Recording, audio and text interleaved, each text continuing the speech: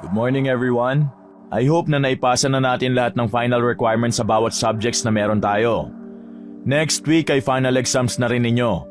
Alam kong marami kayong ginagawa sa buhay at may kanya-kanya kayong tungkulin at trabaho sa mga bahay ninyo.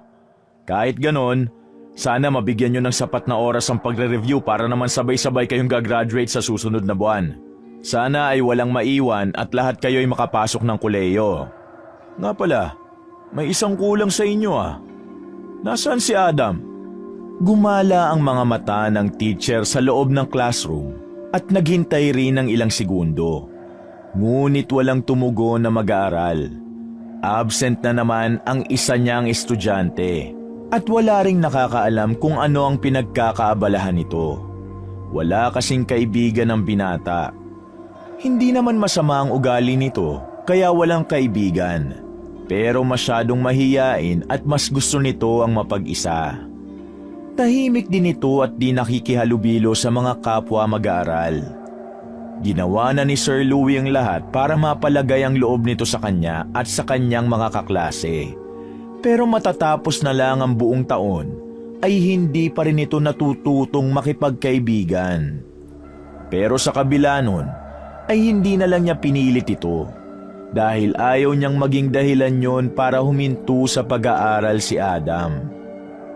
Sige, mag-start na tayo. Baka late lang uli siya tulad ng dati. Nagsimula na nga siya ng klase. Hati ang isip ng guro habang nagtuturo. Hindi mawala sa isip niya kung bakit hindi na naman pumasok sa eskwelahan si Adam. Umasa siya na kahit na sa kalagitnaan ng klase niya ay makikita niya itong pumasok. Nakahanda naman siyang tanggapin ito ng walang halong panunumbat. Ngunit walang Adam na dumating. Class, kapag dumating si Adam sa ibang subjects nyo, pakisabi na puntahan niya ako sa faculty room at may pag-uusapan lang kamo kami. Agad na tumugon ang buong klase. Siya sige, goodbye class. Nang makalabas, sandaling napahinto ang guro sa may pinto. Napatanaw siya sa kapaligiran at tila nanumbalik ang nakaraan sa kanyang isip. Napangiti siya ng matamis habang sinasariwa ang mga alaala nung dating nangangarap pa lang siya bilang isang mag-aaral na gustong maging teacher. Bumabalik sa kanya ang alaala nung nag-aaral pa lamang siya sa kolehiyo. May napanood siyang isang documentary na palabas noon sa isang sikat na TV station.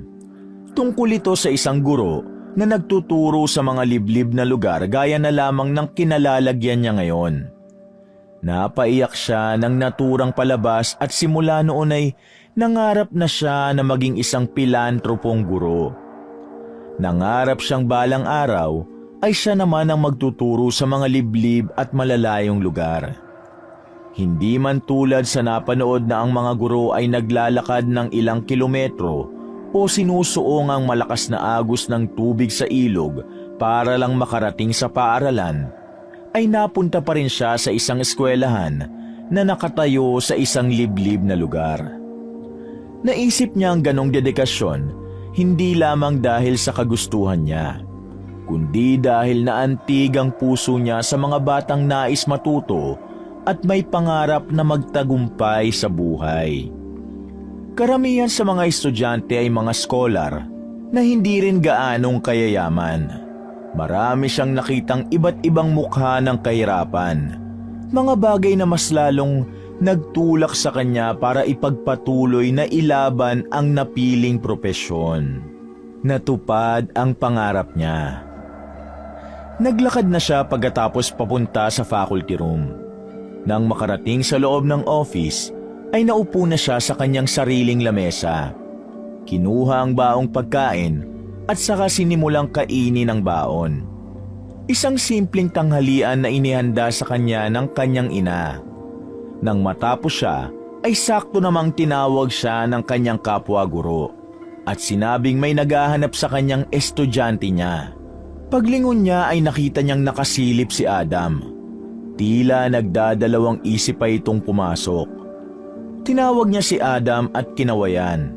Nang lumapit ang bata, pinaupo niya ito sa kanyang tabi at maayos na kinausap. Sobrang late ka ngayong araw . May nangyari ba? Emergency? Wala naman po, sir. Pero napuyat po kasi ako kagabi. Tanghali na po ako nagising. Pasensya na po kung hindi po ako nakapasok sa klase nyo. Gumawa naman po ako ng paraan para makaabot pero hindi na po kasi talaga kinaya eh. Ipapaalala ko lang sa'yo, Adam, ha? Exam nyo na next week. Huwag ka nang malilate at mas lalong wag ka nang absent. Tungkol nga po pala dyan, sir. Baka po hindi ko na po kunin. Ano? Anong ibig mo sabihin na hindi mo nakukunin? May problema ba? Sandaling natahimik si Adam at di makatingin sa kanyang guro. Pinagmasdan ni Louie ang binata. Nakita niya sa mukha nito ang labis na lungkot at pag-aalala. Parang may gusto itong sabihin ngunit nag-aalangan kung babanggitin o hindi. Sabi po kasi ng nanay at tatay ko, titigil na po ako sa pag-aaral.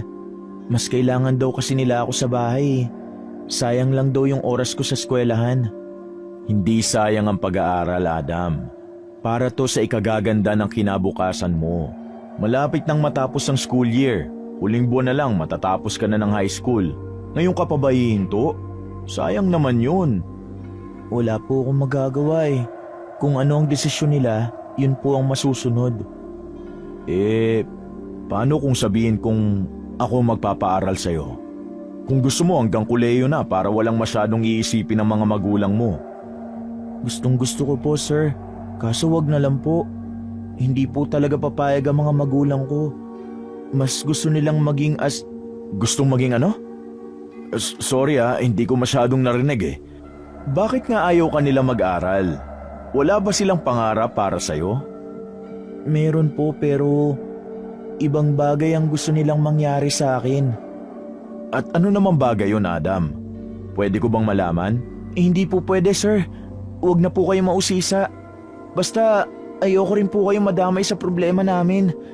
Susundin ko na lang po sina nanay at tatay kung ano ang gusto nila at kung saan sila masasaya. Pero Adam, hindi ba sabi nila na ang guro ang pangalawang magulang ng mga mag-aaral? Paano kung kausapin ko ang mga magulang mo at ipaintindi ko sa kanila na mahalaga ang pag-aaral? At sasabihin ko sa kanila ang bala kong pag-aralin ka. Gusto kitang tulungan, anak. Wag po! Ayoko po kayo mapahamak. Ayoko madamay kayo sa problema ng pamilya namin. Anong madadamay? May hindi ka pa ba sinasabi sa akin? Wala po. Alam ko kung nagsisinungaling ka. Hinawakan ni Sir Louie ang braso ng kanyang estudyante para sana pagaangin ang loob nito. Pero biglang napalayo ang braso ng binata na parang nasaktan. Teka, ano yung mga nasa braso mo? Ba't ang dami mong pasa at sugat? Saan mo nakuha mga yan? Wala po to. Nadapa lang po ako nung mag-igib ako ng tubig sa baba ng bundok. Adam, guro ako. Alam kong hindi yan mga sugat o pasa dahil sa nadapa ka lang. May nananakit ba sa'yo? Sinasaktan ka ba ng mga magulang mo? Sabihan mo ako, tutulungan kita. Sinabi ko na nga ayoko! Hindi ba malinaw yun, sir? Ayoko malaman mo o makisali ka sa problema ng pamilya ko dahil ayaw po kitang... Sorry po. Sorry po kung nasigawan kita. Halika, kailangan mo ng yakap. Pasensya na kung... Biglang natigilan si Sir Louie nang bigla siyang yakapin ni Adam. Yumuyog-yog ang balikat nito habang umiiyak. Doon naramdaman ng guro na talagang may mabigat na pinagdaraanan ang kanyang estudyante. Sa isiping yon, mas naging buo ang paninindigan niya na makausap ang mga magulang ni Adam at sabihin dito ang kanyang iaalok na tulong. Naramdaman kasi niya na yun ang gusto ng bata. Ayaw nitong tumigil sa pag-aaral. Napakabait mong tao, sir. Ayoko may masamang mangyari sa inyo. Hindi ko mapapatawad ang sarili ko pag napahama kayo dahil sa akin. Kaya please po, hayaan niyo na po ako. O sige, kung yan ang gusto mo. Pero pag-isipan mong mabuti yung mga inaalok ko sa'yo, ha? Alam mo kasi, Nakikita ko ang sarili ko sa iyo at nangihinayang ako kung hindi mo matupad ang pangarap mo. Saka, pag kailangan mo ng kausap, nandito lang ako ha. Lapitan mo ko. Handa akong makinig, Adam. Salamat po, sir. Pero, siguro po, kakausapin ko sila nanay na payagan na ako maski matapos ko lang tong high school. Pero yung pagkukuleyo, hindi po ako sigurado kung papayagan po nila ako eh. Ako na pong bahala na makipag-usap sa kanila. Sige, kung yan ang desisyon mo, irerespeto ko iyo. Ang mahalaga, makatapos ka, okay? Magsimula ka na rin mag-review, ha? Para maipasa mo ang mga exam mo. Matapos ang ilang sandali ay nagpaalam na rin si Adam sa kanyang teacher. Tumayo na ito at lumabas ng faculty room. Nang makaalis na ito ay tumayo na rin si Louie at sa hindi inaasahang pagkakataon, biglang sumagi sa isip niya na sundan ang kanyang estudyante. Mabilis maglakad si Adam pero sinikap niyang wag siyang mapansin. Paminsan-minsan napapalingon ang binata at sa pagkakataong yon, mabilis siyang nagtatago sa likod ng mga puno. Papasok sila sa masukal na gubat. Pasensya ka na, Adam, kung kailangan kitang sundan. Hindi ako makakatulog ng mahimbing kapag hindi ko nalaman ang pinagdadaanan mo. Makalipas ang halos 1 oras, sa wakas ay narating nila ang isang baryo. Mula sa kinaroroonan sa ilalim ng malaking puno ng mangga, pinagmasdan ng guro ang kapaligiran. Iilang bahay lamang ang naroon, kabilang ang tinitirhan nila Adam. Tahimik niyang sinundan ang tingin ng kanyang estudyante habang ito'y papasok sa isang lumang bahay kubo. Lumabas ang isang ginang mula sa loob at ganun na lamang ang pagkagulat ng guro nang makitang sinampal ng babaeng yon si Adam. San ka galing? Kanina pa ako naghihintay sa'yo ah. Ang sabi mo mangunguha ka lang ng kahoy sa gubat. San ka na naman napadpad? Tsaka nasa ng mga panggatong na nakuha mo? Imposibleng wala. Nay, pasensya na po. Hindi na po kasi ako nakapulot ng panggatong kasi ang totoo niyan, nanggaling po ako sa school at huminto sa pagsasalita si Adam nang muling tumama ang malakas na sampal ng kanyang ina sa kanyang pisngi. Doon na ito napahagulgol ng malakas. Bakit ba ang tigas ng ulo mong bata ka ha? Hindi ba't sinabi ko na sa'yong huwag ka nang babalik sa lugar na yon? Ano bang binabalikan mo doon ha? Nay, gusto ko pong mag-aral. Wala kang makukuha sa aral-aral na yan. Kahit makapagtapos ka, wala ka namang mapapasukan trabaho. Hindi mo kailangan ng diploma sa buhay mo. Pero pangarap ko po yun. Madami po akong matututunan sa paaralan. Manahimik ka! Ang tatay mo lang ang pwedeng magturo sa'yo ng mga kailangan mong kaalaman. Nasasayang lang ang oras mo dyan. Noon ko pa sinasabi sa'yo, hindi mo kailangan ng diploma. Mas kailangan mong magsanay kasama ang tatay mo. Pero ayoko nga pong maging katulad nyo. Gusto ko po mag-aral. Gusto ko matutunan ang mga kailangan ko sa mundo at hindi na mga bagay na gusto nyo. Gusto ko maging pulis. Gusto ko makatulong sa mga nangangailangan balang araw. Gusto kong... Hindi mangyayari yan, Adam. Hindi ka magiging pulis at hindi ka tataliwas sa kultura at tradisyon na mayroon tayo. Sa ayaw mo at sa gusto, magiging katulad ka namin. Ipagpapatuloy mo ang mga bagay na ginagawa ng angkan natin. Paano kung ayaw ko? Papatayin niyo ba ako kung ayaw ko sumunod? Huwag mo kong umpisahan, Adam. Makikita mo, pagdating ng tatay mo, humanda ka. Sagutin mo ako, Nay. Papatayin niyo ba ako? Alam niyo bang mas gusto ko yun? Yung tapusin niyo na ang buhay ko kaysa sa pilitin ako na gawin ng isang bagay na ayaw ko. Sige, patayin niyo na ako. Ayoko na, Nay. Gusto ko magligtas ng tao. Yun ang pangarap ko. Kung hindi rin lang matutupad yun at gusto niyong masusunod, mas mainam pa na patayin niyo na lang ako. Sino ang nag-iimpluwensya sa'yo niyan, ha, Adam? Bakit ganyan ka mag-isip? Yan ba ang natututunan mo sa eskwelahang pinapasukan mo? Puro kasinungalingan ang isinasaksak nila dyan sa utak mo. Tinuturuan kayong maging suwail sa mga magulang nyo. Hindi totoo yan! Wala silang masamang itinuturo sa amin! Kayo ang may balak na masama! Kayo ang masama! Abat, sobra ka na talaga! Binabalaan kita, Adam! Pag di ka tumigil, Ano? Sa palagay niyo matatakot niyo pa po ako sa mga pagbabanta niyo? papatayin ko ang mga kaklase mo at yung buwisit na adviser mo! Habang nasa likod ng puno at nagtatago, ay dinig na dinig ni Sir Louie ang pinag-uusapan ng mag-ina. Napapakunot noo siya at hindi niya maintindihan kung ano ang pinupunto ng ina ni Adam. At hindi rin niya maunawaan kung bakit napunta sa pagbabanta ang dapat sanay maayos na usapan. Nay, wag! Nakikiusap ako! Huwag niyo naman po silang idamay! Sariling desisyon ko po yung mga sinasabi ko sa inyo at hindi sa kanila. Wala po silang kinalaman dito. Kung galit kayo, ako na lang po ang saktan niyo. Kung matigas ang ulo mo, mas matigas ang ulo ko, Adam! Humanda sa akin yung mga nasa eskwelahan! Nay!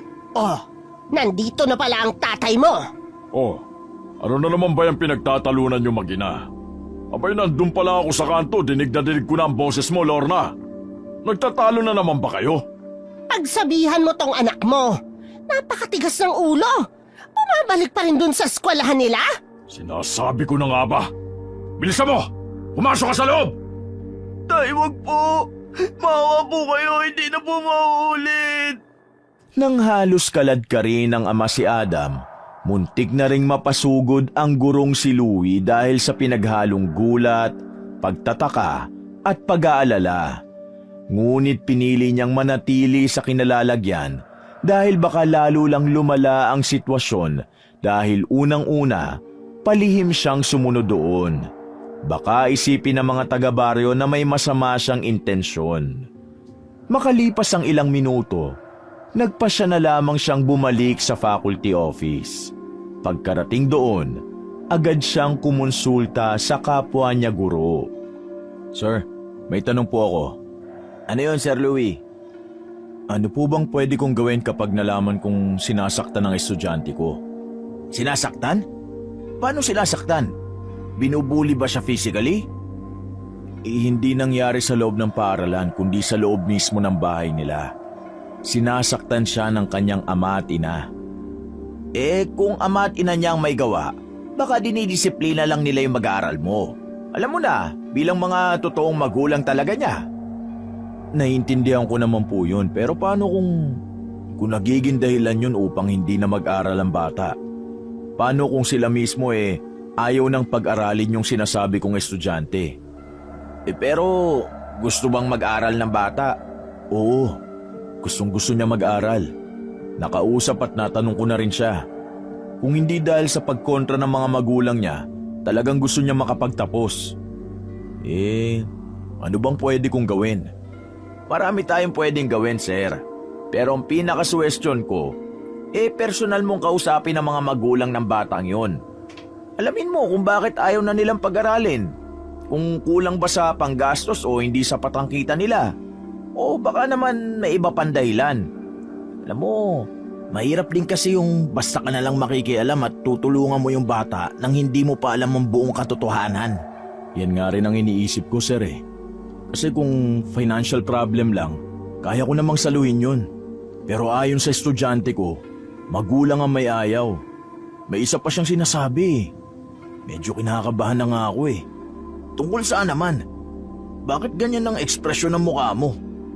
Sabi nung estudyante ko, wag na raw ako parang, alam mo yon, makisali sa problema ng pamilya nila. May sinabi siya tungkol sa kapahamakan or something. Tapos, kitang-kita ko yung takot sa mga mata niya na parang may gusto siyang sabihin pero hindi niya direktang masabi sa akin. Naku sir, baka sobrang personal na problema nga yan. Siguro mas maganda na wag na lang tayo makialam. Iba kasi dito sa probinsya Iba ang takbo ng isip nila. Ha? Anong ibig mo sabihin, sir? Meron dito mga magulang na masyadong brutal. Minsan may nakausap ako ng magulang nung nagalit. Hinabol ako ng taga Nakakatakot kaya. Talaga? Seryoso? Oo, totoo yun. Natakot nga ako na sobra nun eh. Magmula nun, kapag may nagpapaalam na estudyante sa akin, inaayaan ko na.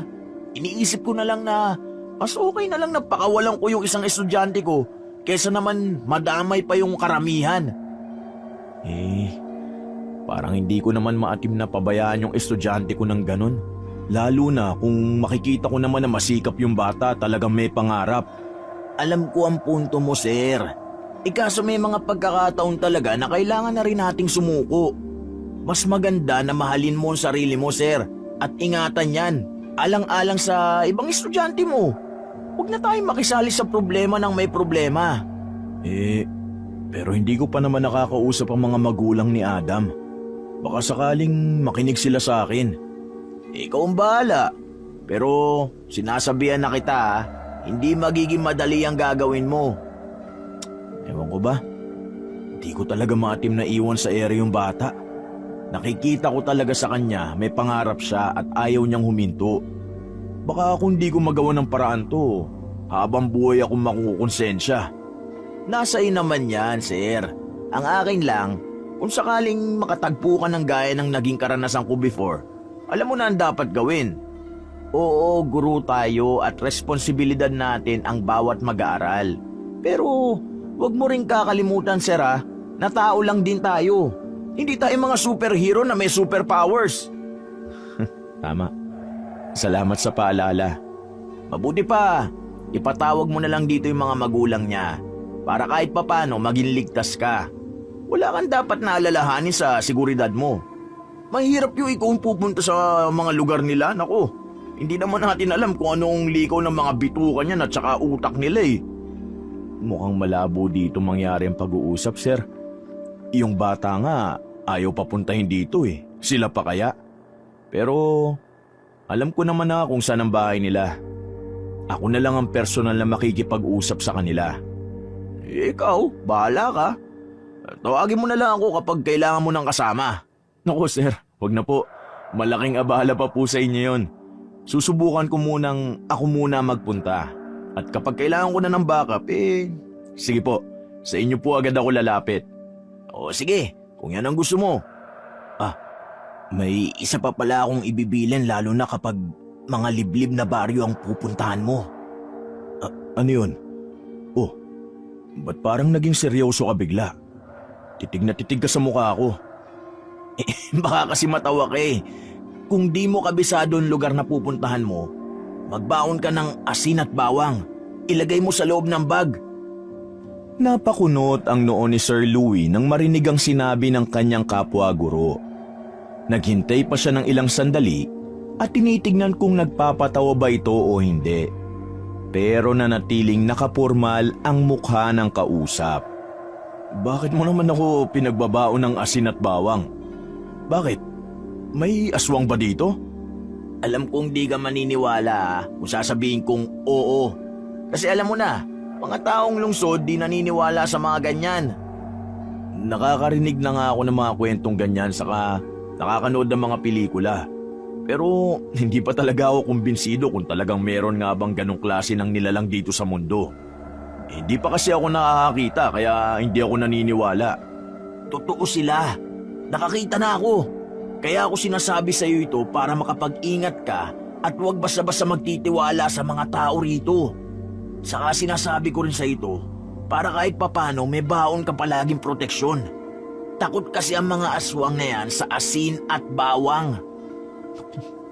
Nakakakilabot naman yung mga sinabi mo. Pero sige, gagawin ko ang mga bilin mo. Mabuti na sigurado kaysa magsisi sa uli, sir. Ito tandaan mo sa probinsyang kinalalagyan mo ngayon, hindi lahat ng kaharap mo ay tao. Hindi lahat ng gurong nandito ay guro talaga. Hindi lahat ng mag-aaral na tinuturuan mo ay normal na bata. Hindi tayo sigurado pero maaaring isa sa kanila ay nagpapanggap. Kahit nga ako hindi mo ako pwedeng pagkatiwalaan dahil ang mga aswang na sinasabi ko kayang magpalit ng anyo. Mapanlin lang kumbaga. Maaring tao sa umaga pero halimaw sa gabi. Sandaling napaisip ang gurong si Louie habang nakikinig sa mga tinura ng kapwa guro. Hindi niya maiwasan na maalala ang mga sinabi ng kanyang estudyanteng si Adam. May mga pagkakataong tila may gustong ipahiwatig ang bata. Mga pahiwatig na naiisip ni Louie ngunit pilit niyang binabaliwala. Sana nga ay mali siya.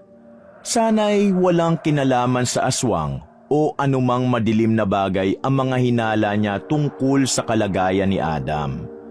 Hinihiling niyang sana'y mas mababaw na dahilan lamang ito. Marahil mga problemang pangkaraniwan sa isang kabataan. Napabuntong hininga siya nang muling sumagi sa isip niya ang salitang aswang. Bagamat di siya naniniwala sa mga pamahiin at nilalang na mula sa alamat, natatakot pa rin siya sa posibilidad na may katotohanang namumuhay sa mundo ang mga ganong klase ng nilalang. Kinilabutan siya sa naisip na yon. Natigil lang siya sa malalim na pag-iisip nang kalabitin siya ng kaharap na guro. Stoy, okay ka lang ba, sir? Bigla ka kasing natahimik na at parang namutla. Natatakot ka na ba? Wala. May naalala lang ako. Huwag mo ko alalahanin. At kung sakali mang may mga aswang talaga, mabuti pa magbasa-basa na ako ng mga aklat na may kinalaman sa aswang para alam ko kung paano ko sila lalabanan. Alam mo, hanga ako sa dedikasyon mo. Nakakabilib ba mga ginagawa mong pagmamalasakit sa mga estudyante, ha? Kung may parangal lang na Best Teacher of the Year, nako, ikaw na yun, sir. Bakit naman po? Kasi naman, sa lahat ng gurong nakasalamuha at nakaharap ko, isa ka sa pinakamatapang at talagang mahal ang propesyon mo bilang guro. Parang kaya mong suungin ang lahat ng balakid, mabigyan lamang ng sapat na edukasyon ng bawat mag-aaral. Naku, ilan na lang ang may ganyang mindset, sir, ha? Kumbaga, napaka-rare sa mga katulad natin. Yung iba kasi, makapagturo lang, ganun. Hindi na nila inuunawa ang kalagayan ng mga mag-aaral nila. Mahal ko kasi ang trabaho ko. Yun lang siguro ang dahilan. Yung mga estudyante ko, mga anak ko na sila. Gusto ko lahat sila maging successful. Yung matupad nila yung mga pangarap nila sa kabila ng hirap ng buhay. Ang gusto ko, maranasan nila na maging patas din ang buhay sa kanila. Tama. Sana lahat ng guro ganyan ang mindset. O siya, medyo napahaba na yata ang usapan natin eh. Malapit na mag-uwi yan, kailangan na natin maganda para umuwi. Basta ha, kung kailangan mo ng tulong, tawagan mo lang ako. Sige sir, maraming salamat po ulit. Kinabukasan, maagang nagising si Louie upang gawin ang bagay na nabanggit niya kahapon sa kapwa guro. Ito ay ang pagbalik niya sa bahay ng mag-aaral na si Adam upang personal niyang makausap ang mga magulang nito. Bago lumabas ng bahay, sandali siyang napahinto nang maalala ang ilang pang bagay na dapat niyang dalhin. Ang bawang at asin. Kinuha niya na ang isang buong bawang at gamit naman ang maliit na plastik, nagbalot siya ng isang salop ng asin. Matapos ay agad niya yung ipinasok sa bulsa ng kanyang backpack. Araw ng Sabado kaya malaya niyang gawin ang gusto. Nagsimula na siyang maglakad papunta sa baryo ni na Adam. Muli ay nilakaran na naman niya ang masukal at makalat na gubat. Tanging paglalakad lamang ang pwede papunta sa lugar na yon dahil wala pang ibang daan at wala ring sasakyan na papasok sa baryo. Kung liblib na ang pinagtuturuan niyang mataas na paaralan, ay mas higit na tago ang baryong tinitirhan ni Adam. Ni hindi pa yun naaabot maging ng elektrisidad. Kaya naman maaga pa lang ay gumayak na ito upang hindi siya abuti ng dilim. Makalipas ang ilang oras ay narating na rin niya ang bungad ng baryo. Hindi na muna siya pumasok kaagad bagkus ay nagpahinga siya sandali sa ilalim ng isang puno. Ilang minuto pa lang siyang naroon ay nakarinig siya ng mga paparating na tao. Nag-uusap ang mga ito. Nang kanyang silipin ay nakita niyang si Adam yon kasama ang lalaking sa palagay niya ay ang ama ng kanyang estudyante. Pumwesto ang mga ito sa di kalayuan sa pinagtataguan niyang puno. Subukan mo. Kaya mong kainin yan. Sa umpisa lang talaga parang hindi kaya pero kapag nasanay ka na, masasarapan ka na sa hilaw na karne. Kailangan mong matuto para hindi ka mapahamak dito. Kailangan mong masanay para maging kabilang ka na sa mga kauri natin. Hindi ko po kaya, Tay. Nakakadiri. Tignan nyo nga yung pinapakain nyo sa akin, oh. Sariwang-sariwa ang dugo. Baka magkasakit pa ako sa pinagagawa nyo. Kayo ba, hindi ba kayo nandidiri sa kinakain nyong yan? Kung gusto mong mabuhay, kailangan mong gawin to, Adam. Huwag ka na magbatigas dahil ito ang kapalaran natin. Kahit anong gawin natin, dito pa rin tayo babagsak. Magiging katulad ka namin sa ayaw at sa gusto mo. Kaya huwag ka na kumontra. Ito na lang ang pangarapin mo, yung maging isa ka sa amin.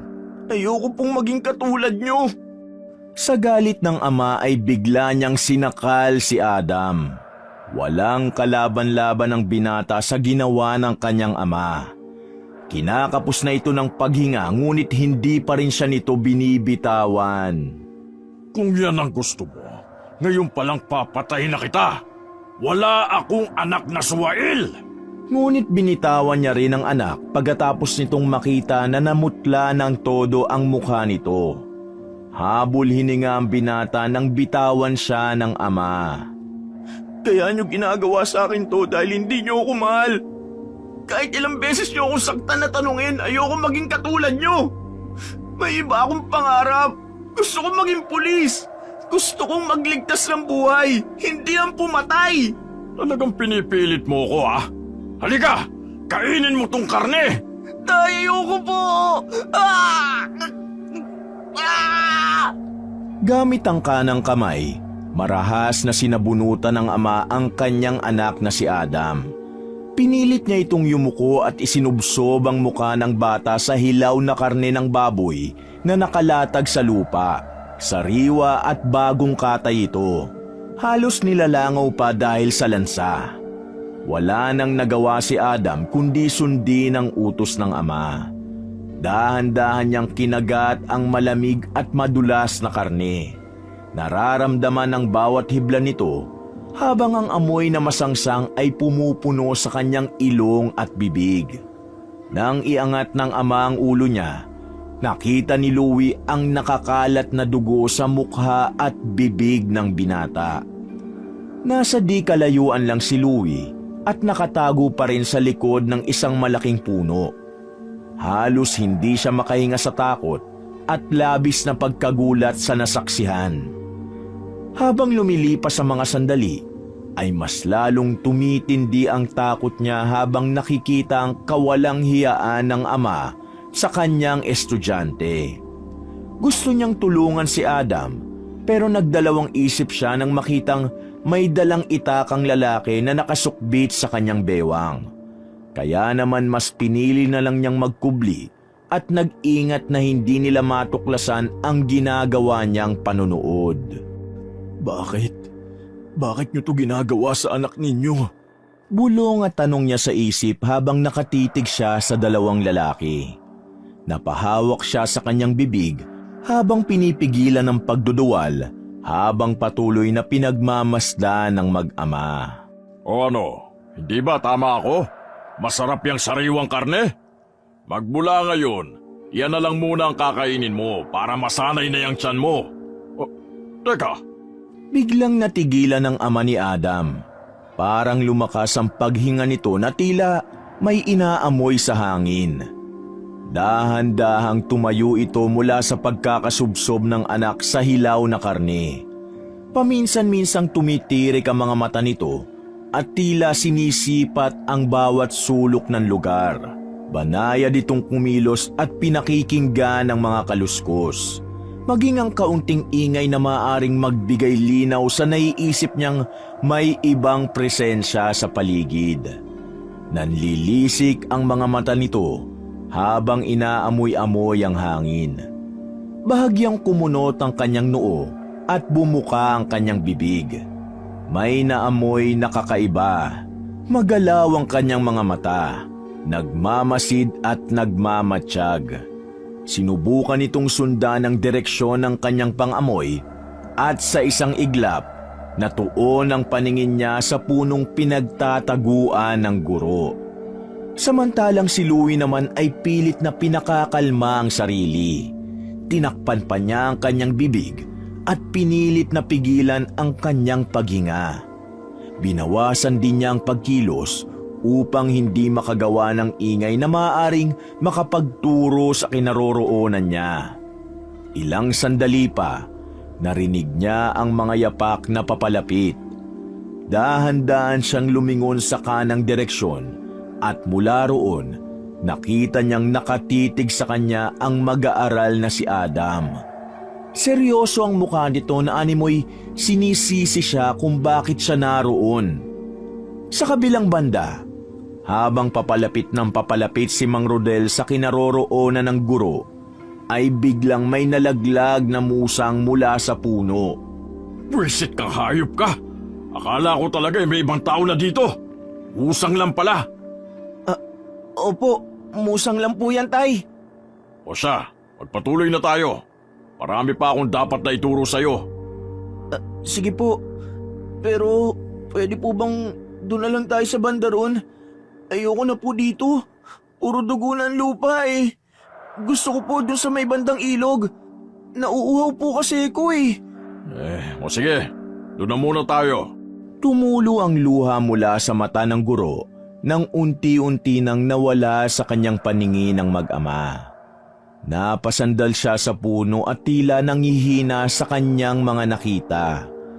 May pagkakataon na siya para lumayo at tumakas, pero nang bigla niyang maalala ang mukha ni Adam, nagdesisyon siyang sundan ng mag-ama.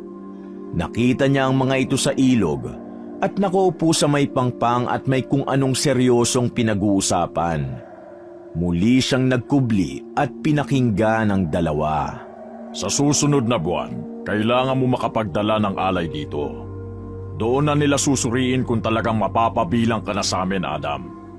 Sana wag mo kong biguin, dahil kapag hindi ka nagtagumpay, alam mo na kung anong mangyayari sa'yo at sa pamilya natin.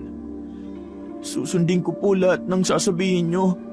Pero may isang pakiusap ako sa inyo, Tatay. Ano yon?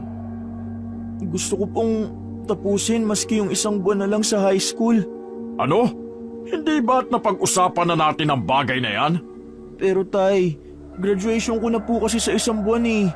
Pwede ko naman po sigurong pagsabayin yung pag-aaral ko sa tungkulin ko dito sa baryo natin. Tutuparin ko yung sinasabi niyong kapalaran ko at yung kultura dito. Basta, hayaan niyo sana ako na makatapos man lang maski high school. Napag-usapan na natin ito. Ayoko nang paulit-ulit. Nakikiusap po ako. Huwag na sabi matigas ang ulo mo. Hindi ka na namin papayagang pumasok dahil natututo ka lamang ng mga bagay na taliwas sa paniniwala natin. Maliligaw ka lang lanlanda sa pesteng paaralan na yan. Pero hindi niyo po ba nakikita? Dahil sa nakakasalamuha akong mga tao, nalalaman ko kung anong kalakasan at kahinaan nila. Yung mga yun, pwede ko magamit sa mga susunod na ipapagawa niyo sa akin. Hindi mo ako maluloko, Adam. Ako ang nagpalaki sa'yo kaya alam ko yung simpatsya mo hindi sa aming mga kalahi mo. Naaawa ka sa mga tao. Yun ang totoo. Wala na ba talaga akong mapagpipilian, Tay? Wala na ba talaga akong karapatan sa sarili ko? Na lahat ng gusto niyo yun ang masusunod? Oo, wala ka ng ibang susundin kundi kami ng nanay mo. O siya, tanghali na pala. Mauna na muna ako sa bahay. Mamaya na lang natin ipagpatuloy ang pagsasanay mo. Mabuti pa ay pumulot ka na lang muna ng panggatong bago ka umuwi sa bahay. Sige po, Tay. Masusunod po. Nang makalayo ang ama ni Adam, lumabas mula sa kanyang pinagtataguan ng guro. Dahan-dahan siyang lumapit sa binata na noon ay nakatanaw sa ilog. Tila kay lalim ng iniisip. Nang makita siya ni Adam, hindi ito nagulat. Tahimik lang itong naghintay sa paglapit ng kanyang guro. Sandali silang nagkatitigan. Ang mga mata ni Adam parang mas lalong lumalim at nangitim. Adam, napayuko ang binata at hinagod ang sariling palad. Waring pinalalakas nito ang loob. Ayos ka lang ba? May masakit ba sa'yo? O eto, punasan mo ang bibig mo para maalis yung mga natuyo ng dugo. Ano pa bang ginagawa nyo dito? Hindi ba't sinabi ko na sa inyong wag na wag kayong pupunta dito sa bahay? Hindi ba kayo nakakaintindi? Gusto ko lang naman sanang makamusta ang mga magulang mo eh. Hindi nyo alam ang pinapasok nyo, sir. Hindi ka na sana nagpunta dito. Adam, alam kong binalaan mo na ako, pero hindi kasi kita matiis. Yung tatay mo, bakit ka pinapakain ng sariwang karne? Naguguluhan ako sa mga nakita at narinig ko. Pwede mo bang ipaliwanag sa akin ang lahat?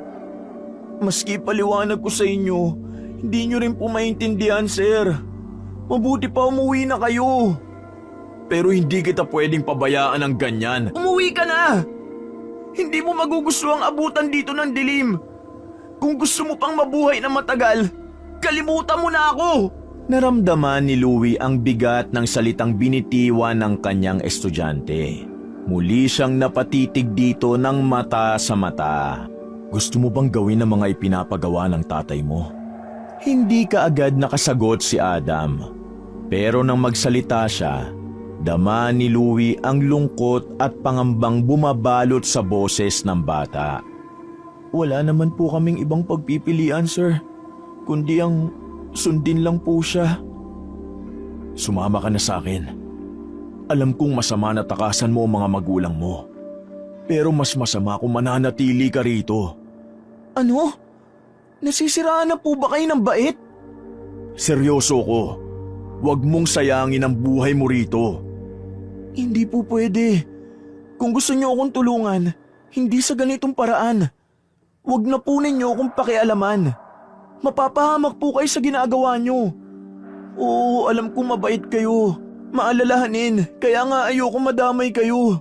Ayoko mapahamak kayo dahil sa akin. Umalis na kayo, sir. Bago pa may makakita sa inyo rito. Nag-alangan si Sir Louie ngunit hindi niya kayang tiisin ang nararamdaman niyang pangangailangan ng tulong ni Adam. Alam niyang delikado ang kanyang ginagawa, pero hindi rin niya kayang talikuran ang batang nagdurusa sa sitwasyong hindi naman niya gusto. Adam, hindi ko kayang iwan ka ng ganito. Hindi mo kailangang piliin ang ganitong klase ng buhay. Bata ka pa. May pagkakataon ka pang pumili ng gusto mo para sa sarili mo. Napailing si Adam. Pinipilit ang sariling maging matatag sa kabila ng pag-aalalang nararamdaman niya para sa kanyang guro. Sir, alam ko pong nagmamalasakit kayo pero hindi po ito simpleng bagay. Hindi niyo po naiintindihan. Wala akong ibang magagawa kundi sundin si tatay. Sa totoo lang, mas gusto kong kayo ang umalis na lang dito. Mapanganib ang lahat ng ito para sa inyo. At mas mapanganib ang manatili ka rito, Adam. Nakita ko ang ginagawa ng tatay mo. Hindi normal ang ganito. Ang buhay mo, ang pagkatao mo mismo ang nakataya rito. Sandaling natigilan si Adam. Pero baka sa kanyang mga mata ang matinding takot at kawalan ng pag-asa. Hindi niya kayang iwan ang kanyang pamilya.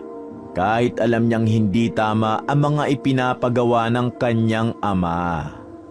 Pasensya na po, sir. Pero hindi ko po kayang takasan ng pamilya ko. Hindi niyo po naiintindihan. Gusto kong maintindihan, Adam. Bakit ginagawa sa ito ng tatay mo? Bakit kanya pinapakain ng hilaw na karne? Saka ano yung lahi? Ano ba yung sinasabi niya tungkol sa pamilya niyo? Isa po akong aswang, sir. Anong sinabi mo? Isa kang aswang? Opo, sir. Aswang ang nanay at tatay ko. Aswang ang angkang kinabibilangan ko. Ito ang bagay na pumipigil sa pangarap kong makapagtapos ng pag-aaral. Biglang tila nakaramdam ng panghihina si Louie nang marinig ang mga katagang sinambit ni Adam.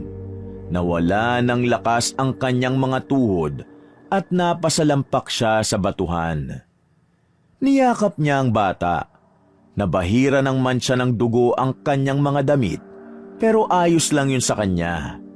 Umiyak siya ng walang tigil habang hinahawakan ang mukha ni Adam. ang inosenteng mukha nito na may madilim palang katauhan. Sorry kung hindi agad ako makapagsalita. Hindi lang kasi ako, alam mo na, makapaniwalang na aswang po ang isa sa mga mag-aaral nyo. Ayos lang po sa akin, nakatakutan nyo po ako o iwasan. Huwag po kayong mag-alala. Hindi ko rin po kayo sasaktan. Dahil alam kong mabuting tao kayo. Hindi naman sa ganun, Adam. Kailangan ko lang ng ilang minuto.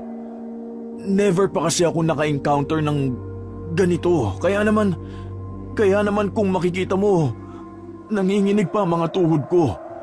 Nanlalamig din ang mga palad ko. Marami akong gustong itanong pero hindi ko ba alam kung hindi ko masabi ng direkta sa'yo eh. Gaya po ng sir. Hindi ka naman kumakain ng tao, di ba? Hindi ka naman pumapatay o, alam mo na, nambibiktima. Ganun kasi ang mga naririnig ko nung nasa Maynila pa ako. Hindi pa po. At hindi ko po gagawin yun. Maaaring napilitan ako kumain ng hilaw na karne, sir, pero hindi ako aabot sa puntong tao naman ang titikman ko. Paano mo nakakayanan ng lahat ng ito? Alam ko pong mahirap intindihin, sir. Lalo na kung bago sa inyong ganitong mga bagay. Pero kahit ako hindi rin naman sanay. Hindi ko ginusto ang lahat ng to.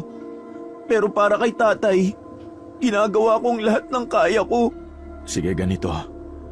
Kung sakaling magbago ang isip mo, alam mo kung saan ako pupuntahan, ha? Humingi ka lang ng tulong sa akin. Sige po, sige na, umalis na ho kayo. Baka mamaya lang nandito na mga kaanak ko. Baka mapahama kayo, lalo pat may dala kayong bawang at asin. Paano mo nalaman?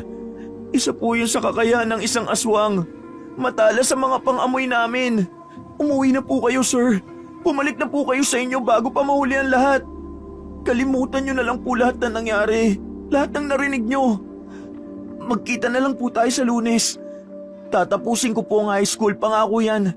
Basta wag na po kayong pupunta uli dito. Talaga? Pangako mo magtatapos ka? Opo, ako na po ang kakausap sa kanila. Basta wag na po kayong pupunta dito ulit. Sige, hihintayin kita. Matapos ang pag-uusap nila ay umuwi na nga si Sir Louie. Sa loob ng 2 araw ay halos hindi nakatulog ang teacher dahil sa kanyang mga natuklasan sa tunay na pagkatao ng kanyang estudyanteng si Adam. Hindi siya mapakali at hindi mawala sa isip niya ang mga napag-usapan nila. Hindi iisang beses na inisip niyang balikan ito at itakas sa lugar na yun. Pero pinigilan na lamang niya ang sarili dahil alam niyang hindi rin naman sasama sa kanya si Adam. Isa na lang talaga ang pinangahawakan niya. Ang pumasok ito at makausap niya para kumbinsihin na magbalik loob sa Diyos upang hindi niya tamasahin ang basbas ng mga alagad ng kadiliman. Alam kasi niyang mabait talagang bata si Adam at ayaw niyang pumayag na maging masama ito dahil lamang sa angkang kinalakhan nito. Araw ng Lunes, inasahan niyang darating ito tulad ng pangako niyang kukuha ito ng exam at magtatapos ng high school. Ngunit pagdating niya sa classroom, ay walang Adam na nagpakita. Nalungkot siya at labis ang kanyang naging pag-aalala para dito. Itinuloy na lang niya ang exam maski wala si Adam. Pagkatapos ng kanyang klase, ay mabilis niyang tinungo ang faculty room at pinuntahan si Sir Gomez. Agad niyang hinila ang upuang nasa harapan ng lamesa nito at kinalabit ang kapwa guro. Oh, may problema ba, sir? Bakit tagaktak ang pawis mo at parang kinakabahan ka? Hindi ko alam kung paano ito itatanong pero wala na ako ibang maisip na pwedeng lapitan, sir. May alam ba kayong paraan para matalo ang isang aswang? Ano yan? Joke ba yan?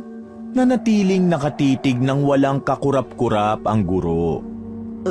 Seryoso ka sa tanong mo? Ay, nakakatakot naman yung tinatanong mo. Ano bang meron? Kailangan ko malaman ng sagot, Sir Gomez. Yung bawang at asin, alam kong hindi yun sapat para makatalo ng aswang. Lalo ng angkan ng mga aswang. Tulungan mo sana ako. Gusto ko malaman. Ano? Angka ng mga aswang? Tama bang narinig ko? Ibig sabihin, hindi lang iisang aswang ang tinutukoy mo, kundi isang buong grupo ng mga aswang? Tama ang narinig mo, sir. Hindi lang basta grupo. Baka nga isang baryo pa ng mga aswang. Hindi pa ako sigurado kung lahat ng kasama niya ron aswang din. Para saan ba to? Ano bang pinaplano mo? Gusto kong iligtas ang estudyante ko. Sino ang estudyante mo? Abay, delikado yung papasukin mo. Baka mapahama ka. Pwedeng buhay mo magiging kapalit dyan. Sino ba yung binabanggit mong estudyanteng yan? Si Adam. Ang pamilya niya mula sa angka ng mga aswang. Ano? Sigurado ka ba dyan sa mga sinasabi mo? Naku, mabigat ng paratang yan, sir. Baka may ibang makarinig at makarating kina Adam. Matatanggal ka sa pagiging guro dahil sa mga sinasabi mo na yan. Nagsasabi ako ng totoo.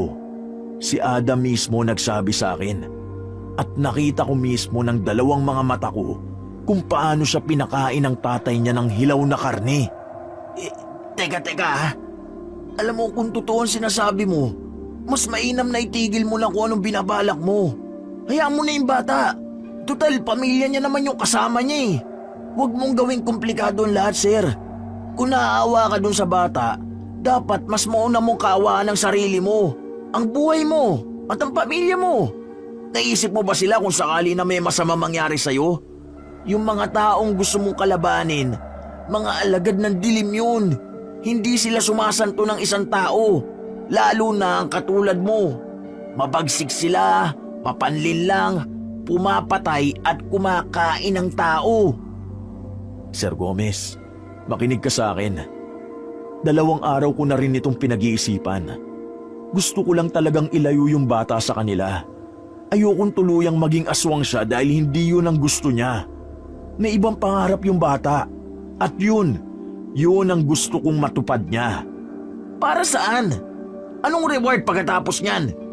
Hindi ako umaasa ng regalo o kapalit sa mga kabutihang nagagawa ko, sir.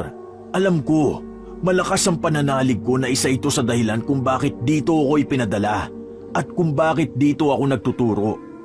Ayokong maligaw ng landas ang batang yun. Mabait siyang bata.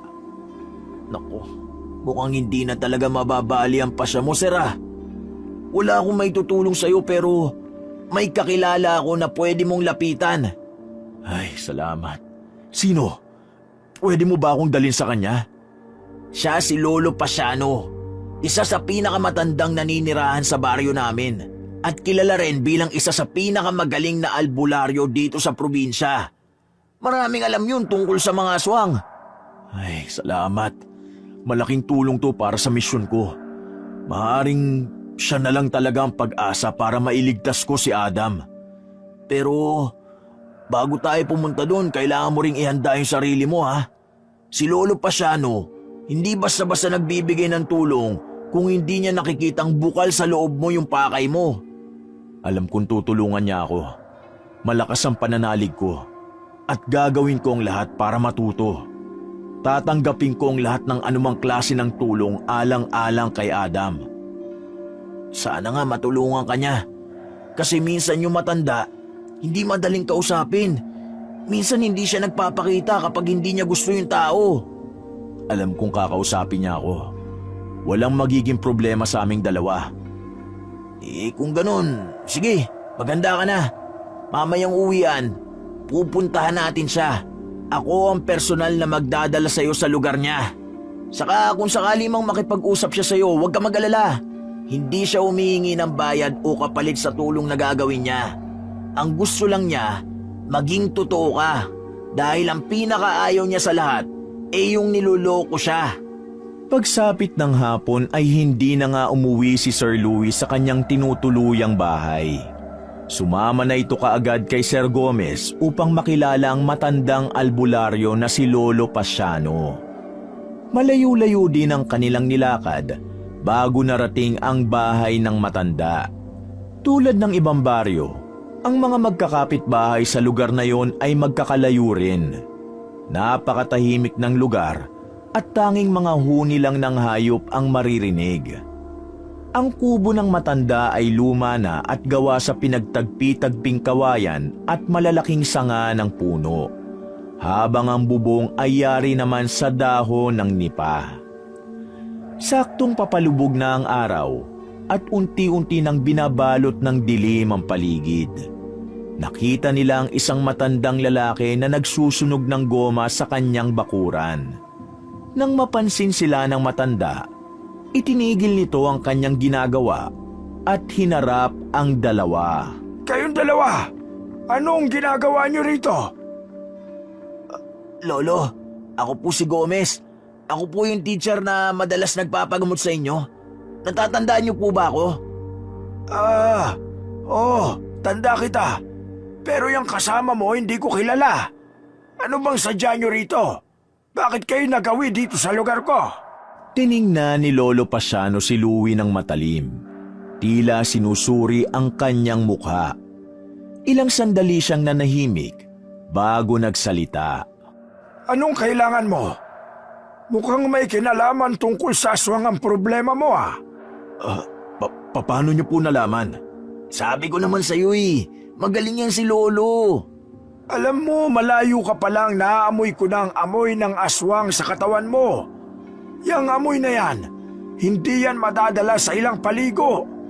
May dumikit sa iyong aswang, tama ba? Meron po. At yun po sanang ilalapit ko sa inyo. O sige, magsalita ka. Makikinig ako. Lolo, ako po si Louie. Teacher din ho ako. Nandito ako para humingi ng tulong para sa isa kong estudyante. Ang gusto ko po sana mailigtas siya mula sa angkan ng mga aswang. Ayoko mapahamak ang kaluluwa niya at gawin ang mga bagay na hindi naman niya gusto. Tahimik na tumango si Lolo Pasiano. Tila iniintindi ang bawat salitang binitiwan ni Sir Louie. Matagal siyang hindi nagsalita. Sigurado ka ba sa nais mong gawin iyo? Hindi yan basta-basta. Malalagay sa alanganin ng buhay mo. Ang gawain yan, hindi para sa mahihina ang loob. Handa ka bang isugal ang iyong buhay para sa estudyanteng ito? Nakahanda po ako. Mabait na bata si Adam, kaya ayaw kong mapariwara siya at maging aswang. Kung ganon, tutulungan kita. Pero may ilang bagay lang akong dapat na malaman at meron tayong gagawing paghahanda. Ngunit tandaan mo, iyo, kapag sinimulan mo ito, wala nang atrasan. Opo, tatandaan ko. Gagawin kong lahat alang-alang sa batang yon. Alam niyo po bang pangarap maging pulis nun? Iniisip mo pala na iligtas ang batang yun sa tadhana niyang maging aswang. Oo, at itatakas ko siya sa masalimuot na kapalarang yon. Kung halimbawang maitakas mo siya, anong magiging plano mo sa kanya? Pag-aaralin ko ho siya. Tutulungan kong matupad nito ang mga pangarap niya. Hindi ka ba natatakot sa posibleng ganti ng mga aswang sa'yo kung sakali? Alam mo bang hindi mananahimik ang mga aswang kapag sila ang iyong nakanti? Idadamay nila lahat. Lahat ng malapit sa'yo. Sandaling natahimik si Louie. Pero ilang beses man niyang isipin, talagang buo na ang desisyon niya. Hindi po ako natatakot. Kung ganon, hindi kita tutulungan. Akala ko ba tutulungan niyo ko? Di ba yun ang sabi niyo kanina? Bakit biglang nagbagong isip niyo? Mali ang ganyang desisyon. Makinig ka sa akin. Yang inililigtas mo, maaaring siya rin ang maging mitsa ng kamatayan mo. Para kang mag-aalaga ng ahas na siya ring tutuklaw sa'yo. Ang nakatadhanang maging aswang, hindi mo yan mababago. Lalo na kung nananalaytay sa dugo niya ang dugong halimaw. Darating ang panahon na kakain niya ng tao kapag nagutom. Tungkulin kong iligtas ang mga anak ko, ang mga estudyante ko. Mahal ko ho sila. At hindi ako basta-basta uupo lang na parang walang pakialam kung alam ko namang may kaya akong gawin para sa kanila. Kung mamamatay ako dahil sa misyong ito, ayos lang. Basta gagawin ko ang gusto ko. Kung ayaw niyo akong tulungan, ayos lang po. Sige po, aalis na po ako. Dismayadong tumalikod si Teacher Louie sa matandang albularyo at naglakad palayo sa kubo. Samantala, naiwan naman ang dalawa na nagkatitigan dahil sa mga iniwang salita ni Louie sa kanila. Hindi maiwasan ni Lolo Pasiano ang maantig sa mga salitang binitiwa ni Sir Louie. Nang makita ang lakas ng loob at kabutihan ng puso ng guro, napabuntong hininga siya at nagsalita kay Sir Gomez. Kakaiba ang kaibigan mong yon.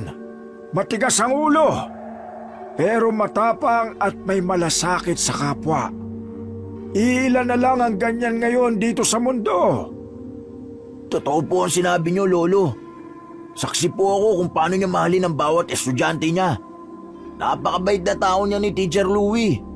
Sa pagkakakilala ko sa kanya, hindi yan titigil hanggat hindi niya nagagawa ang gusto niya. Basta sinabi niya, gagawin niya. Makalipas ang ilang oras, nakabalik na si Sir Louie sa kanyang tinutuluyan. Pagod na ang kanyang katawan, pero nananatiling matatag ang kanyang loob. Pagpasok pa lamang niya sa silid, ay agad niyang inalis ang mga laman ng bag at sinimulang paghandaan ang mapanganib na lakad.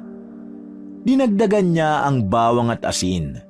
Maingat niya yung isinilid sa loob ng kanyang bag.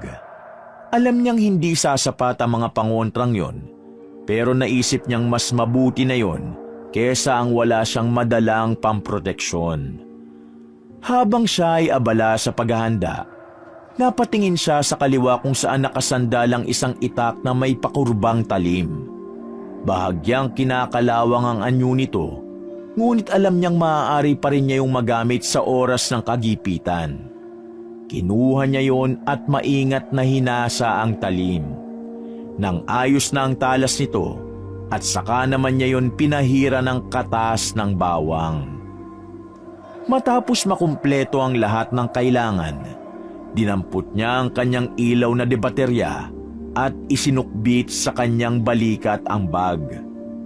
Tumingala siya, huminga ng malalim, at maintim na nanalangin sa Diyos na magtagumpay siya sa kanyang misyon.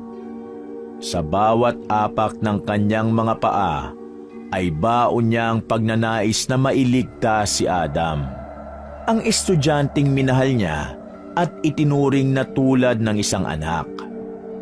Maingat na binaybay ng guro ang madilim at malubak na daan. Matapos yun, sunod nitong pinasok ang masukal at nakakatakot na kagubatan. Iniilawan niya ang bawat dinadaanan. Sa tuwing makakarinig siya ng kaluskos at mahinang ingay, agad niya yung tinututukan ng ilaw na debaterya na nasa kaliwang kamay at nakataas naman ang itak na nasa kanang palad niya. Napapabuga na lang siya ng hangin sa pag-aakalang aswang ang mga naririnig niya. Makalipas ang ilang oras, sa wakas ay natanaw niya na ang baryo. Pinatay niya ang dalang ilaw upang hindi yun makaagaw ng pansin sa paligid. Maliwanag na maliwanag ang lugar dahil sa nakapalibot na ang mga sulong may sindi. Dahan-dahan siyang lumapit sa lugar at tinapatan ang bahay ni na Adam. Nang makita niya ang binata ay napangiti siya. Nakaupo ito sa isang mahabang upuan. Sinuri niya muna ang paligid at sinigurong walang tao o anumang nilalang nakasama ang binata. Nang masigurong wala nga itong kasama, ay agad niya itong pinuntahan. Adam! Sir, anong ginagawa niyo dito? Delikado rito at... Nandito ko kasi hindi ka tumupad sa pangako mo. Nag-alala ako na sobra sa'yo. Hindi ka pumasok kanina at hindi ka nag-exam. Ano? Wala ka na bang balak na magtapos? Hindi na kayo dapat nagpunta rito. Hindi na pag-aaral ang prioridad ko. Umalis na kayo! Umalis na kayo! Aalis lang ako kung kasama ka. Halika na! Sandali lang po. Ako nang bahala sa'yo, Adam. Wala kang dapat na alalahanin. Pagagandahin natin ang kapalaran mo. Tutuparin natin ang mga pangarap mo. Halika na! Ayoko po! Mapapaamak lang kayo dyan sa binabalak nyo. Bakit ba ang tigas ng ulo nyo, sir? Nakikiusap ako, malis na kayo habang hindi pa huli ang lahat. Yan ba ang gusto mo, ha? Ang maging halimaw? Ang maging aswang na pumapatay at kumakain ng tao? Kaya mong baguhin ang kapalaran mo. Desisyon ng tao ang magiging bukas niya. Kaya mamili ka, maging isang mabuting tao o maging isang kampo ng demonyo.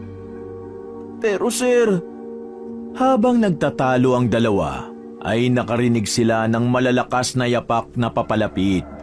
Narinig niya ang boses ng ama. Adam, sino yung kausap mo dyan? Saan kayo pupunta? tay, Mula sa loob ng bahay ay lumabas si Mang Rodel, kasama ang kanyang asawa. Matatalim ang titig nila sa estrangherong kausap ng kanilang anak. Unti-unti silang lumapit kay Adam. Nang makita ni Louie ang kanilang mga galit na anyo, ay napuno siya ng pangingilabot. Agad niyang inihanda ang hawak na itak at iniharap niya ito bilang depensa. Hindi mo alam ang pinapasok mo. Huwag kang magtangkang ilayo sa amin ang anak ko. Sandali! Huwag kayong lalapit! Ginagawa ko lang to para sa mas magandang kinabukasan ng anak ninyo. Nagmamagaling ka? Anong alam mo tungkol sa buhay namin, ha? Lapastangan ka! Uulitin ko, ginagawa ko ito para sa ikabubuti ng anak ninyo. May karapatan siyang pumili ng sarili niyang landas. Pabayaan niyo na siya! Manahimik ka! Wala kang alam sa amin at mas lalong wala kang alam sa ginawa naming sakripisyo para sa kanya! Lumapit ang dalawa kay Sir Louie. Doon nasaksihan ng teacher ang pag-iiba ng anyo ng mga ito na lalong nagbigay ng takot sa kanya. Ang kuko nila ay humahaba at ang mga mata ay namumula. Pasama ng pasama ang titig nila sa kanya. Kung totoong mahal mo ang anak ko, bakit mo siya aagawin sa amin? Alam mo bang may kapalit ang bawat bagay na gusto mong baguhin? Ang kinabukasan ng anak ninyo mahalaga dito. Hindi ko siya inaagaw. Gusto ko lang siyang bigyan ng pagkakataon na maging malaya. Hindi siya dapat lumaki sa takot at maling gawa. Kung ganon, handa ka bang iaalay ang buhay mo para sa kanya, ha? Handa ka bang ibigay ang lahat para iligtas siya? Sumilay ang isang malupit na ngiti sa labi ni Mang Rodel habang humahakbang siya papalapit.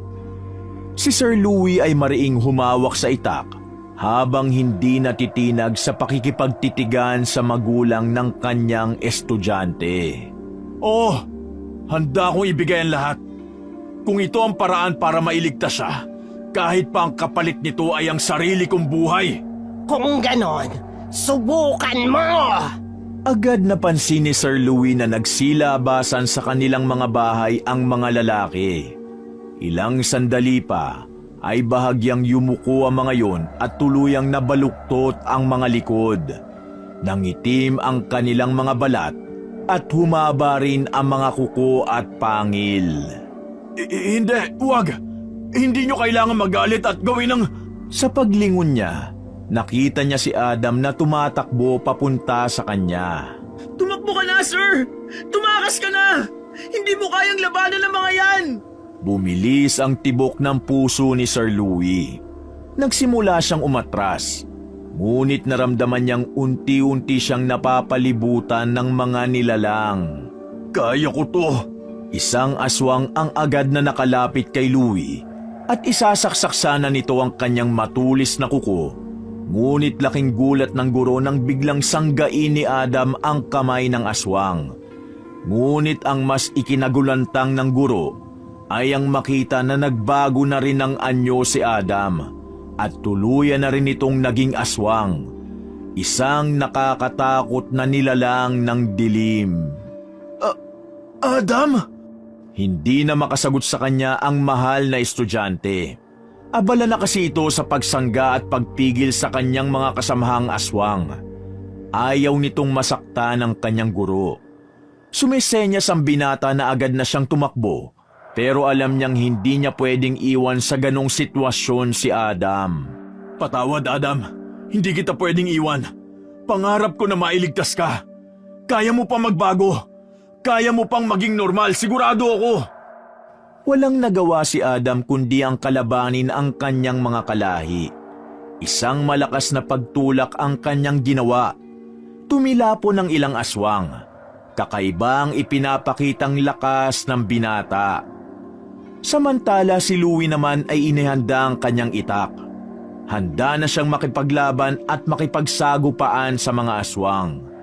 Alam niyang wala siyang kakayahang gumamit ng itak at hindi siya mahusay sa pakikipagpatayan. Pero kailangan niyang gawin para sa kanyang buhay, para na rin sa kanyang kaligtasan at ni Adam. Isang aswang ang kanyang nasaksak. Labis itong napasigaw ng malakas nang masugatan ng itak na may katas ng bawang. Biglang nag-anyong tao si Aling Lorna at hinarap ang kanyang anak. Ito ba ang gusto mo, Adam? Ang magkasakitan tayo dito? Ang labanan ng mga kaibigan at kapamilya mo? Umatungal ng malakas si Adam. Umiling-iling ito at tila sinasabing hindi niya gusto ang kanyang ginagawa. Sino ba talagang kakampihan mo? Kami o yung estranghero na yan? Yan ba ang sinasabi mong teacher mo na pumipilit sa'yo na maging isang suwail?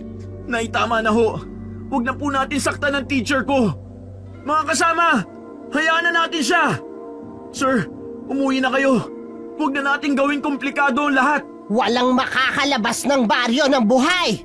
Kung ganun, nakahanda akong ipagtanggol si Sir sa abot ng aking makakaya. Nahihibang ka na! Para sa taong yan, handa mo kaming talikuran at pagtaksilan. Nang dahil sa paaralan at edukasyon, handa kang manakit ng kapwa mo aswang! Hayaan niyo po akong piliin kung ano ang gusto ko, Nay. Isa kang taksil! Wala kang utang na loob! Kamatayan ang kabayaran sa mga ginagawa mong yan! Ngayong gabi, pagbabayaran yung dalawa ang ginawa niyong gulo dito sa baryo namin. Kaya harapin na ninyo ang inyong kamatayan! Nang sabihin niyo ni Aling Lorna, sabay-sabay na umungol ng nakakakilabot ang mga aswang. Kasunod nito, nagsilabasan ang mga dalaga at kababaihan mula sa kanilang mga bahay. Gaya ng mga naunang aswang, nagbago rin ang kanilang anyo. Nangitim ang kanilang balat at humaba ang mga pangil at kuko. Hindi na lang iilang aswang ang kaharap nila, kundi buong baryo ng mga halimaw. Agad na binuksan ng guro ang kanyang bag at ikinalat sa paligid ang asin at bawang. Bahagyang natigilan sa pagsugod ang mga aswang. Maging si Adam ay napaatras din. Halika na! Tumakbo na tayo!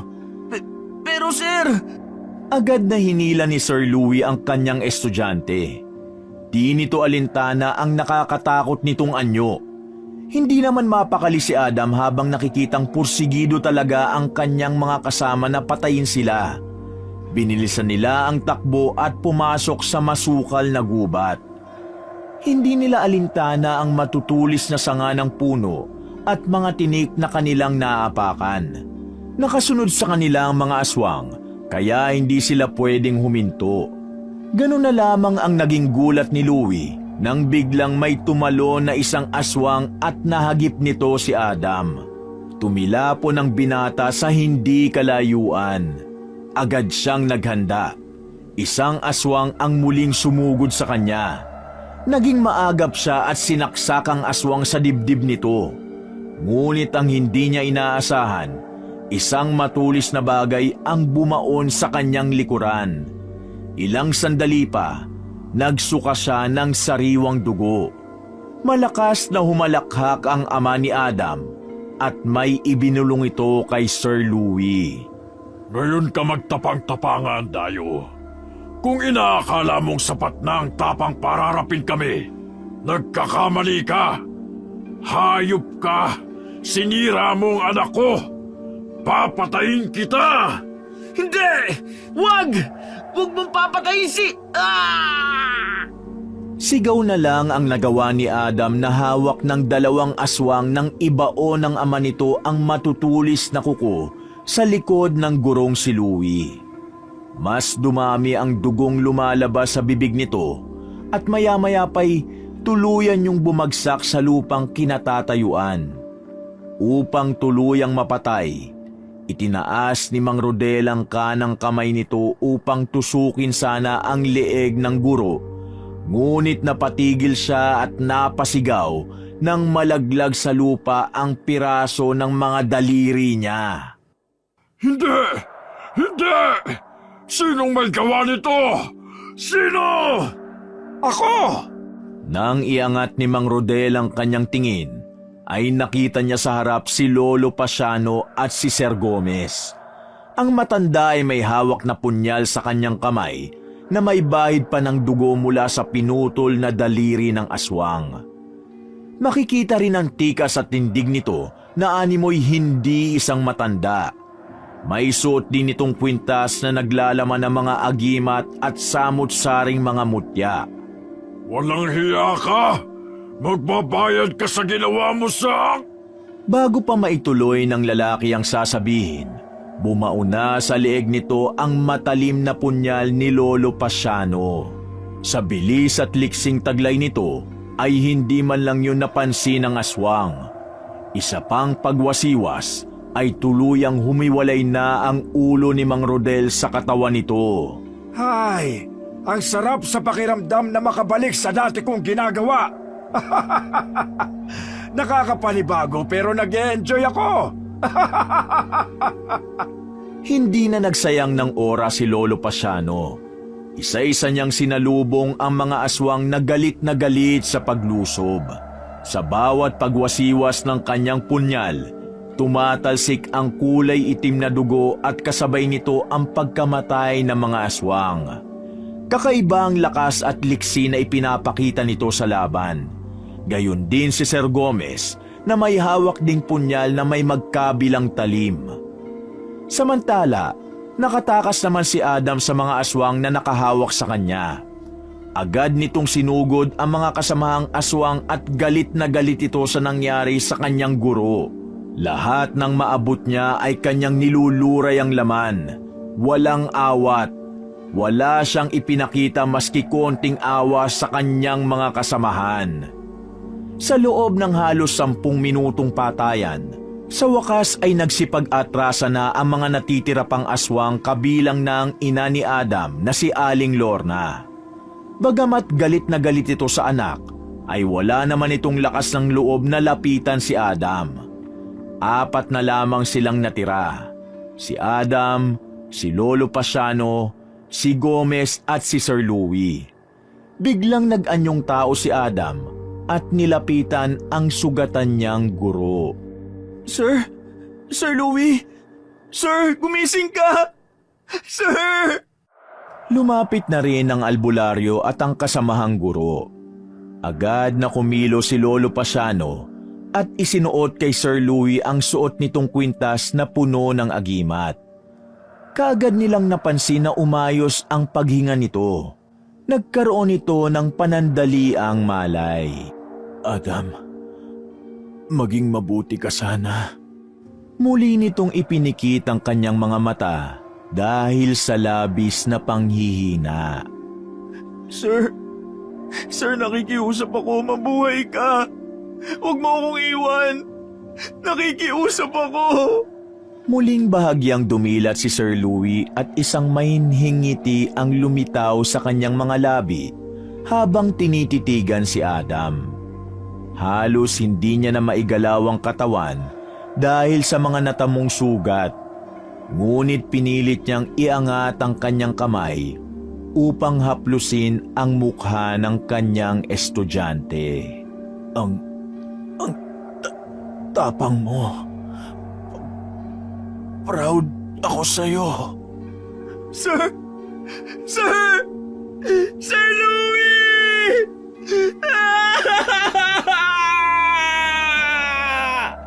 Lumipas ang mahigit 1 buwan.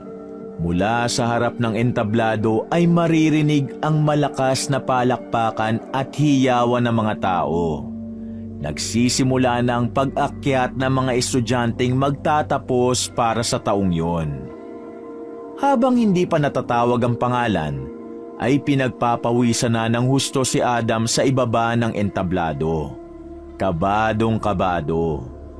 Napatingin si Sir Gomez sa kanya at ito na rin sa wakas ang nagtawag sa kanyang pangalan.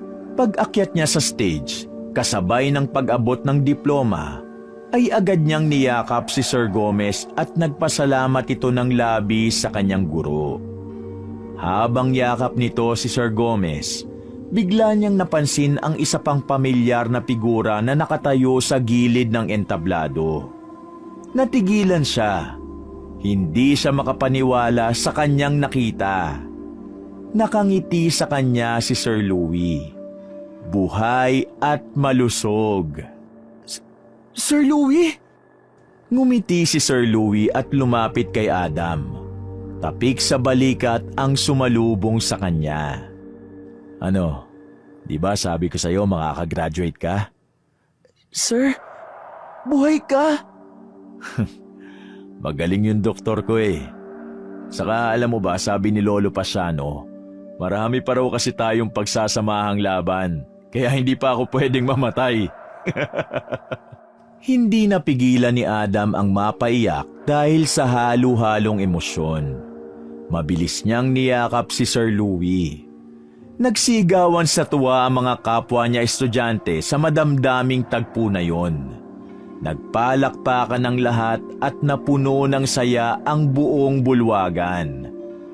Matapos ang madamdaming tagpo, bumalik si Adam sa kanyang pwesto sa entablado. Habang nagpapatuloy ang seremonya ng pagtatapos, hindi pa rin makapaniwala ang mga mag-aaral na nakabalik na ang paborito nilang teacher. Pagkatapos ng seremonya, nagtipon ng mga estudyante sa labas ng bulwagan. Si Adam at si Sir Louie ay kanilang pinalibutan. Lahat ay nais magbigay ng yakap kay Sir Louie at magbigay ng pagbati sa isa't isa. Hindi maitago ng guro ang kanyang saya habang kausap ang kanyang mga estudyante na nagmistulang mga anak niya na itinuring sa loob ng 1 taon. Masaya ako sa tagumpay ninyo. Mas galingan nyo pa ha. Tuparin ninyo ang mga pangarap ninyo. Makakaasa ba ako? Sir, salamat sa lahat. Dahil sa iyo natutunan kong ipaglaban kung ano ang tama. Salamat talaga sa lahat. Utang ko sa inyo ang buhay ko. Magmula ngayon, pamilya na tayo, Adam. At ang pamilya, nagtutulungan at hindi basta-basta bumibitaw. Muli silang nagyakapan. Ang bulwagan ay napuno ng tawanan at masayang kwentuhan. Habang nagmamasid si Lolo Pasiano sa paligid, ay nakatayo siya sa hindi kalayuan. Tahimik na pinanonood ang bawat eksena. Nakangiti ito at mukhang masaya. Nagtagpo ang kanilang mata ni Sir Louie at pareho silang tumango at nagkangitian. Isang pasasalamat ang binanggit ng guro kay Lolo Pasiano. Wakas! Mga kapatid, naiibigan niyo ba ang ating kwento? Maraming salamat ha. Kung hilig nyo rin ang mga kwentong pag-ibig, pakisuportahan naman ang isa ko pang channel, ang Mr. Love Tagalog Story. At pakicomment na rin kung taga saan kayo, para naman alam ko kung hanggang saan umaabot ang mga kwento ko. Salamat uli!